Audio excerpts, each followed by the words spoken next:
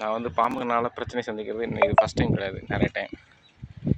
நான் நின்றுக்கிட்டு இருக்க இந்த இடத்துல தான் எங்கள் பழைய வீடு, ஓட்டு வீடு இருந்துச்சு. நான் தூங்கிட்டு இருக்கும்போது நான் தூங்கிட்டு இருக்க நேராக பாம்பு ஒன்று தொங்கிட்டு இருந்துச்சு. அப்போதைக்கு நைட்டில் அர்த்தராத்திரி ஒரு மணி 2 மணி இருக்கும். அப்புறம் தாத்தா எழுப்பி விட்டு, பாம்புடா அப்படின்னு சொல்லி எழுப்பி விட்டு, அப்புறம் தாத்தா அந்த பாம்பு அடித்தார். அப்புறம் நைட்டெல்லாம் எனக்கு தூக்கமே வரல, பாம்பை நினச்சிக்கிட்டு.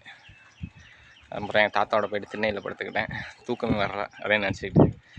அது மட்டும் இல்லாமல் ஸ்கூல் படிக்கும்போது கிரவுண்டில் ஒரு தடவை போய் புல்லு தரையில் உட்காந்தேன். ஒரு சத்தம் மாதிரி கேட்டுச்சு. படக்குன்னு எழுந்திரிச்சு பார்த்தா பாம்பு சுருட்டிக்கிட்டு கிடந்துச்சு. இந்த மாதிரி பாம்புகளை நிறைய சந்திச்சு. இதே மாதிரி தொடர்ந்து நான் போகிற இடத்துலலாம் பாம்புகள் வரும். நான் நிறைய ஆன்மீக புத்தகங்கள்லாம் படிச்சிருக்கேன் சின்ன வயசுலேருந்து.